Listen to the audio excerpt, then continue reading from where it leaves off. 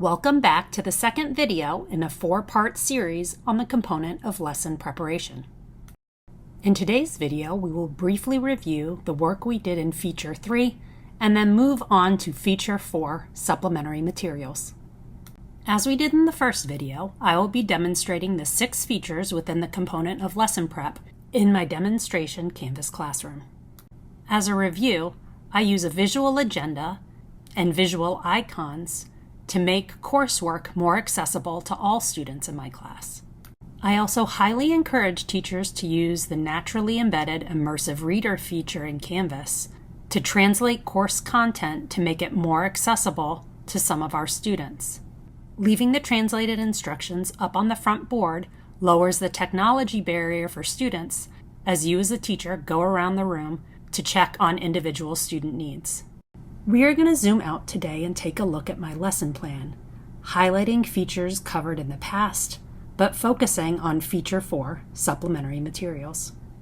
You will notice that Feature 1 and 2, Content Objective and Language Objective, have not changed. Nor has Feature 3, Content Concepts Appropriate for Age and Educational Background, where we modeled asking a low barrier question. Feature 4 asks us to look at supplementary materials. So let's take a look at what I would do if students were not successful with their low barrier question. In the first video, I modeled using Pear Deck to ensure that I received feedback from all students, as well as making the material accessible by providing visuals and vocabulary behind the images so that immersive reader could be used. By looking at the data provided by students, I could quickly assess that students did not know the difference between living and non-living things. For this reason, I needed to supplement. You'll notice my first supplementary material is a short Discovery Ed video that describes the differences between living and non-living things. All secondary teachers have Discovery Education accounts embedded in each of their Canvas courses. By using the search bar at the top, you can easily search for supplementary materials on any topic that you might be teaching. If you need more support in using Discovery Education, click on the megaphone found in the upper right-hand corner of your Chrome browser. When you click on the megaphone, a drop-down will appear. From there, select YouTube and search for whatever topic you may need help with. Now that I've retaught the difference between living and non-living things through the use of a Discovery Ed video, it's time for me to begin my day's lesson. In my lesson planning, I use a 5E model. To begin my lesson, students will explore in groups what they think cork is. The lesson continues in Pear Deck with intentional planning to provide opportunities for reading, writing, listening, and speaking. If I notice students are struggling to identify what cork is in their groups, I will provide a differentiated supplementary material by using Simple Wikipedia and Wikipedia. Simple Wikipedia is designed to make learning more accessible by lowering the lexile level and reducing the quantity of text. After completing the Explore section of the lesson, we will move on to Explain. Here, students will be learning in small groups about the differences between plant cells and animal cells. Please note that these groups are not only differentiated by topic, but will also be differentiated by ability level. Let's focus on the supplements for the Explain portion of this lesson.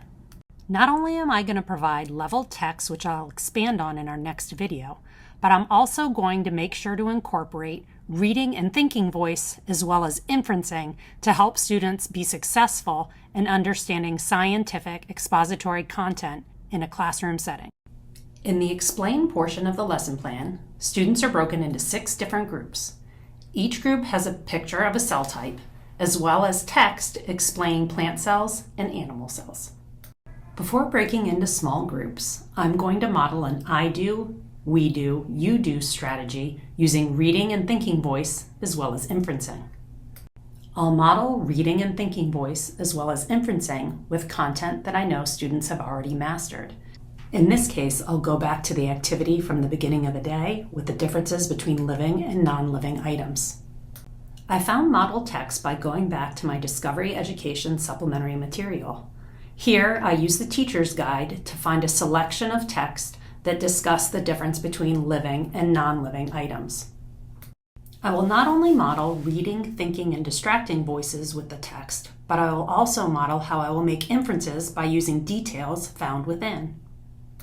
For example, I know that an airplane is non-living because it does not need air, water, or food, whereas I know a lion is living because it can make other living things like themselves. In Feature 4, we've learned how supplementary materials have made material more accessible to all. They've allowed us to meet students where they are at and fill in any learning gaps. They've also helped us differentiate for ability levels, as well as helping us model reading and thinking in content-specific material.